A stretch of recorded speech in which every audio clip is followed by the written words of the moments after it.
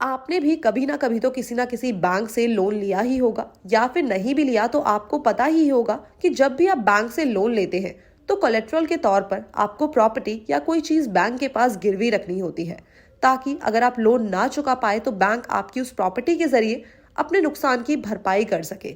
लेकिन कुछ मामलों में लोन देते समय बैंक को लोन गारंटर की जरूरत पड़ती है। कई बार लोग अपनी दोस्ती और रिश्तेदारी निभाने के चक्कर में काफी आसानी से लोन गारंटर बन जाते हैं और काफी आसानी से तैयार भी हो जाते हैं।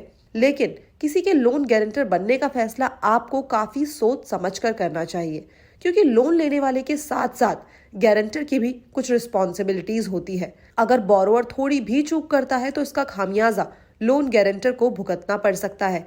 इसके अलावा आपको किन चीजों का ध्यान रखना चाहिए, आइए समझते हैं।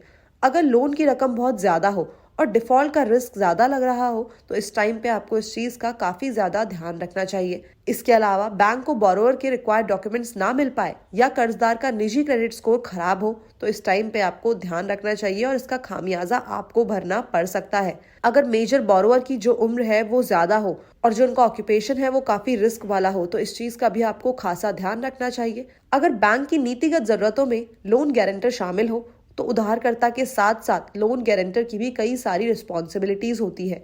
इसके लिए गारंटर से भी पेपर्स पर सिग्नेचर करवाए जाते हैं।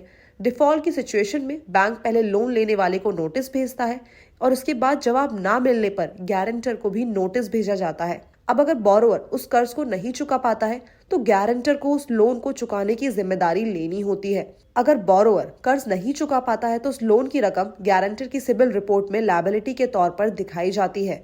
इससे लोन गारंटर का सिबिल स्कोर भी खराब होता रहता है। अब सिबिल स्कोर खराब होने का पहला नुकसान तो ये है कि आप कभी खुद लोन लेना चाहेंगे तो आपको काफी सारी प्रॉब्लम्स को फेस करना पड़ सकता है। इसके अलावा ये भी पॉसिबल है कि आप दोबारा जल्दी से किसी के गारंटर ना बन पाए। अब लोन गारंटर बनने के बाद आप अपनी जिम्मेदारी से आसानी से पीछे नहीं हट सकते हैं। अब पीछे हटने के लिए आपको बैंक की एक्सेप्टेंस मिलना काफी ज्यादा जरूरी होता है।